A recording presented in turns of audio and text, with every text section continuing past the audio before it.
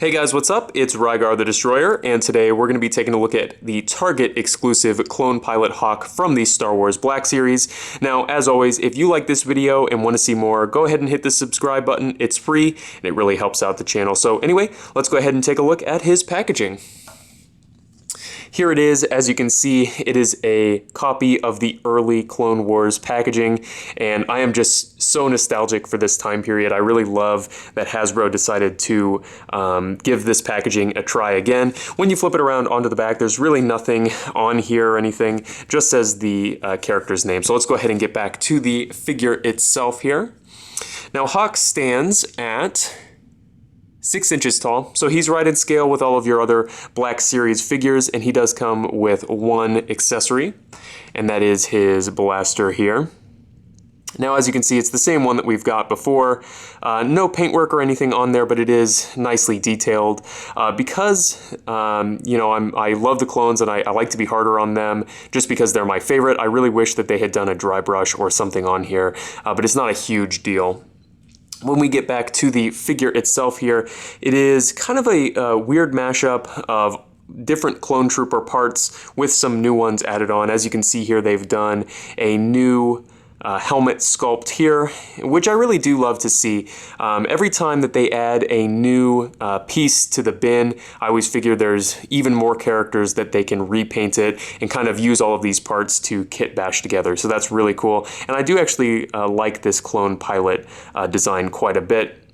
Now, as far as the articulation goes, there's a single ball peg in the head, gives a nice range of motion, and then there is a single ball peg at the base of the neck. And between the two, you get a pretty decent range of motion there. Not the greatest when you have the figure kind of like look up, but in every other direction it is fine, and it does give a very natural posing, which I do like a lot. Now, these tubes are made of a softer plastic material, so they don't get in the way too much. Obviously, if you stretch them too far in any one direction, they will eventually cause a hang up, but it's not a huge deal. I think for most posing, they are out of the way.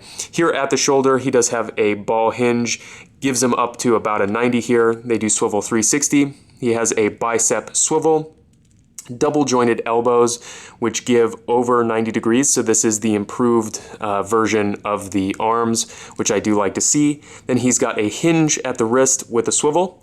And as you can see on this side, the hinge runs this way through the hand.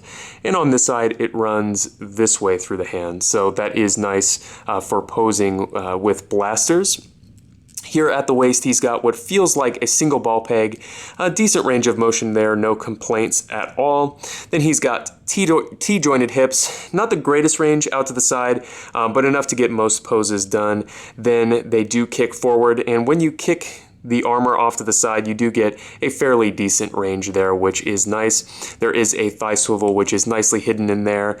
Double jointed knees, nice range of motion there as well. And then he's got hinged ankles with an ankle rocker. So overall, I think that they've done a pretty nice job with this figure. Obviously, it's a kit bash of parts that they've basically already had with just a few new ones added on, but I think that they've done a really nice job, and I think that Hasbro is finally hitting a stride with these clone figures.